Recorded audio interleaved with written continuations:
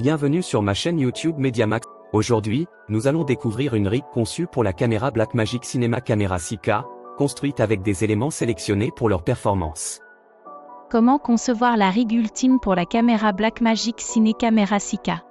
Bonjour et bienvenue sur ma chaîne YouTube MediaMax pour une présentation printanière de ma rig pour la Blackmagic Cinema Camera 6K.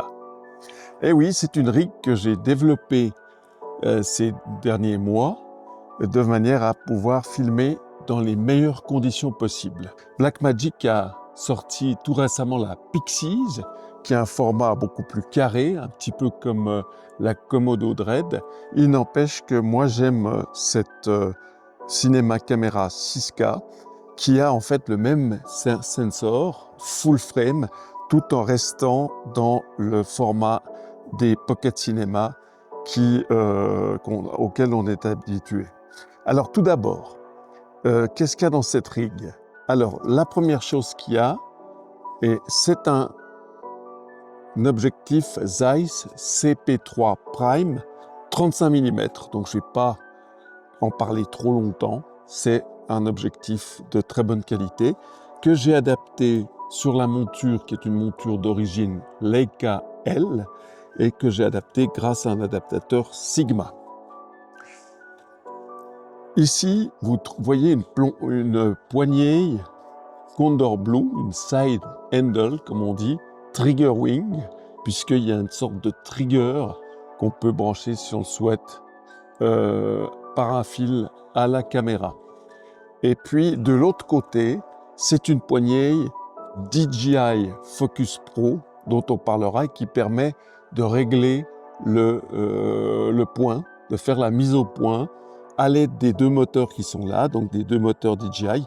Il y en a un qui gère le point et l'autre qui gère l'exposition, l'ouverture de l'iris.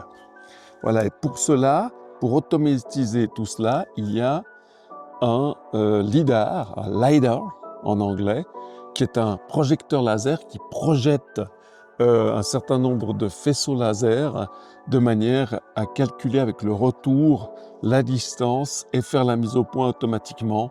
On en parlera davantage. Tout cela, évidemment, communique entre la poignée DJI, le LiDAR et les moteurs. Et c'est pour ça qu'ils sont joints, enfin qu'ils sont liés avec cette espèce de hub qui doit être utilisé parfois. Et puis il y a un dernier élément que vous voyez ici qui est adapté, qui a été fixé sur la poignée Condor Blue. C'est un DJI transmission, c'est un transmetteur DJI qui transmet les images à l'extérieur. Donc sur des récepteurs, on verra ça en détail par la suite. Alors justement, c'est ce qu'on va voir. Et voilà donc le récepteur. Ce récepteur a la particularité, donc c'est un boîtier de contrôle récepteur avec une molette pour régler la mise au point, un curseur pour régler le niveau d'exposition et puis une sorte de bouton pressoir pour utiliser le zoom sur des objectifs qui sont pourvus du zoom. Ce contrôleur est joint à un écran qui s'appelle iBright Remote Monitor, c'est-à-dire moniteur à distance à haute luminosité et qui est relié, qui comporte un récepteur qui va recevoir l'image qui est envoyée par cet émetteur.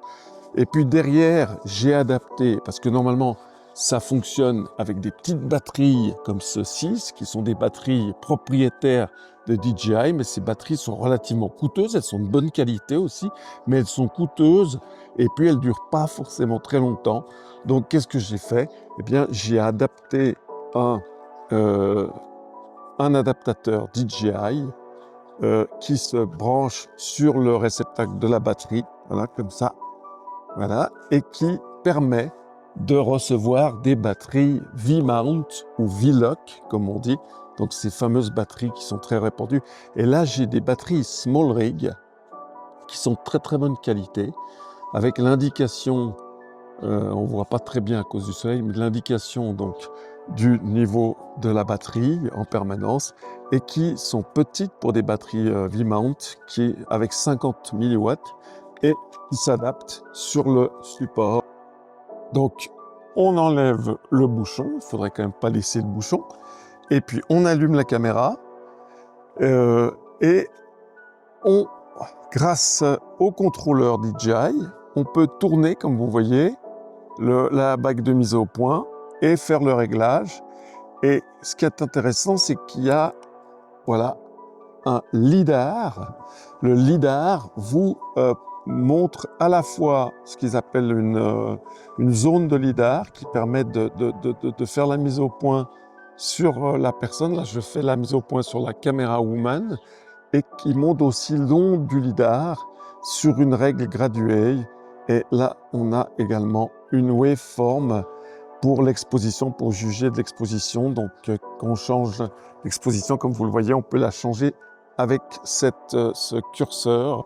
Donc, il y a deux possibilités. Soit l'opérateur est tout seul, et à ce moment, il commande soit l'appareil en autofocus, soit il règle le point grâce à cette molette ici, soit il y a un deuxième opérateur qui va régler le point pendant que le premier opérateur se contentera de diriger au bon endroit la caméra, et le deuxième opérateur va régler lui le point en s'aidant du deuxième écran et du contrôleur, et il va également régler l'exposition en se calant sur la forme d'onde.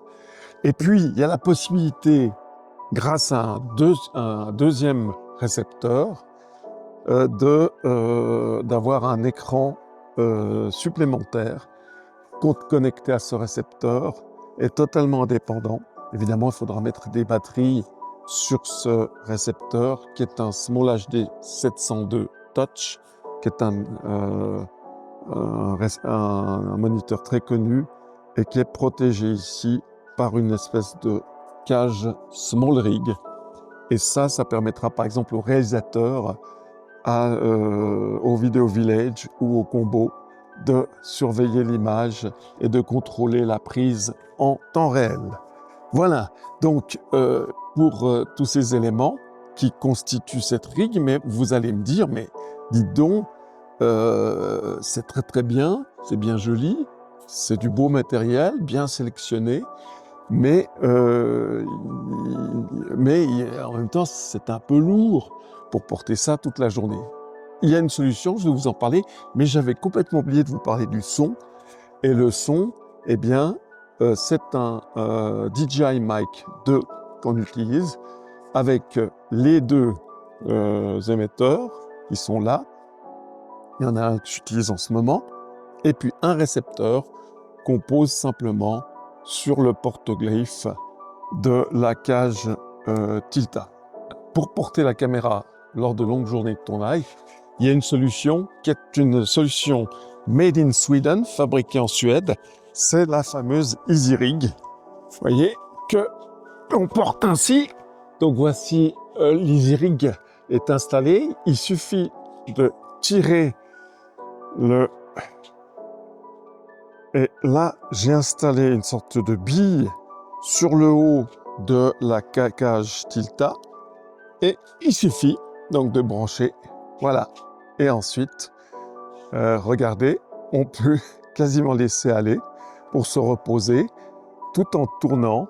Et alors ça n'a pas les vertus d'une nacelle, d'un gimbal. Hein, on peut toujours coupler ça à un gimbal, mais ça permet de stabiliser quand même un petit peu et surtout de reposer les bras de l'opérateur et de tourner et de se déplacer pour tourner, et puis surtout de faire des pauses de temps en temps. On peut quasiment laisser aller, dans une certaine mesure, la rig, et on la supporte durant de longues heures de tournage.